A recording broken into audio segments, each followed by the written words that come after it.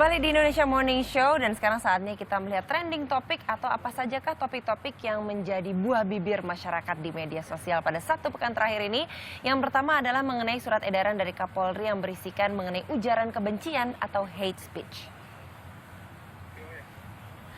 Munculnya edaran Kapolri soal hate speech atau ujaran kebencian tuai beragam reaksi netizen. Alhasil, Kamis 3 November kemarin, tagar hate speech sempat membanjiri media sosial. Dan lewat akun Twitter @ganjar_bondan, seorang dosen Fakultas Hukum Universitas Indonesia memposting sejumlah kicauan dan menurutnya surat edaran ini tidak lantas membungkam suara ataupun kreativitas masyarakat. Ini karena kritik, protes, dan saran masih dapat dilakukan asal menggunakan bahasa yang positif. Sementara dari dunia selebriti ada Adi MS yang turut berkomentar. Selain menyatakan setuju, ia juga sampaikan bahwa bangsa kita bukanlah bangsa yang pemarah dan pembenci, melainkan bangsa yang ramah dan santun. Kapolri Jenderal Polisi Badrodin Haiti mengeluarkan surat edaran untuk penanganan ujaran kebencian pada 8 Oktober 2015.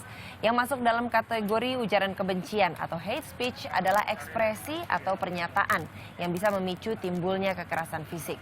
Bentuknya bisa berupa penghinaan, pencemaran nama baik, penistaan, perbuatan tidak menyenangkan, memprovokasi, menghasut, dan penyebaran berita bohong. Dan selanjutnya ada juga trending topik berikutnya yaitu mengenai Perdana Menteri Kanada terbaru yaitu Justin Trudeau yang menghebohkan dunia maya. Kabinet yang diresmikan 4 November kemarin menuai banyak sekali pujian dari para netizen. Kabinet yang baru saja diresmikan Perdana Menteri Kanada ke-23, Justin Trudeau, dinilai sangat mewakili masyarakat Kanada. Salah satunya karena memiliki menteri dari beragam latar belakang.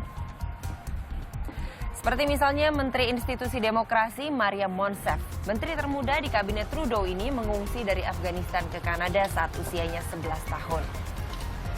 Anggota kabinet lain yang juga menginspirasi adalah Menteri Olahraga dan Penyandang Disabilitas Carla Qualfru, yakni mantan atlet renang yang juga penyandang disabilitas. Mengisi posisi Menteri Pertahanan Nasional ada Harjit Sajjan. Mantan polisi dan tentara yang lahir di India ini diketahui pernah ditugaskan di Afghanistan. Dan kini tugas utamanya adalah untuk menghentikan peperangan dengan ISIS. Aksi sosial yang dilakukan oleh Trudeau ini sukses mencuri perhatian. #Justin Trudeau pun menjadi bukti dukungan terhadapnya. Tidak hanya penduduk Kanada, tapi juga masyarakat dari berbagai negara lain. Dan lewat kabinetnya ini, Trudeau menunjukkan bahwa siapapun dan dari latar belakang apapun bisa diterima dan berkarir dengan baik di Kanada. Tidak hanya itu, kesetaraan gender juga tidak luput perhatiannya. Terbukti dari 30 anggota kabinet, 15 diantaranya adalah wanita.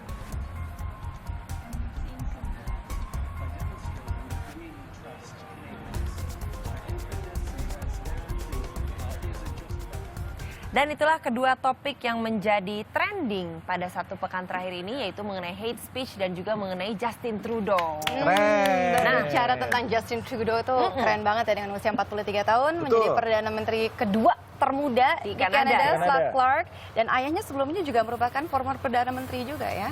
Dan ini memang menarik sekali karena Justin Trudeau ini membuat gebrakan besar di Kanada. Ya. Bayangkan teman-teman, dari 30 orang dalam kabinetnya, 30 perempuan, 30 laki-laki. Pada saat wartawan nanya, "Hey Trudeau, kenapa sih kesetaraan gender ini jadi hal yang penting buat kamu?" Dia dengan lantang bilang, "Because it's 2015. Jadi rata semuanya. Ya, Trudeau ini menurut ke dua rekan saya yang di samping ini, jadi Menteri Sumber Daya Perempuan, kemudian dari Menteri Kesehatan. Amin. Amin. Kamu sumber daya makanan. Saya Menteri Pariwisata aja. Boleh. Kalau gitu. Oh gitu. Kamu mau berpariwisata kemana sekarang? Jangan jauh-jauh. Indonesia tuh harus, wah, ke luar negeri pokoknya. Iya. Luar negeri ke Indonesia maksudnya. Jangan dong, ke Indonesia gimana sih Mau kamu? diving Indonesia free, gitu kan. Mau ada fasilitas sepeda luncur dari gunung ke bawah free. Bisa. Gitu. Tapi kalau misalnya spot di Indonesia yang pengen kamu datengin, Niko, kemana? Papua nggak ada habisnya ya. Niko udah semua kayaknya. Semuanya udah. Lombok kayaknya seru juga kali ya. Lombok boleh. Mungkin Boleh, Zizi boleh. bisa ke sana dengan Mas Febri. Oh, ada apa? Nah, karena saat lagi kita akan melihat gimana sih perjalanan Mas Febri pergi ke Lombok. Ada yang seru nih. Oke, kalau kemarin itu Mas Febri kemana aja ya? Mas Febri sempat ke Lombok juga kan, ada tayangannya minggu lalu. Ada inget dia ngapain? Ingat dong, kan dia kemarin itu yang belajar sama suku Sasak. Betul. Dia belajar membersihkan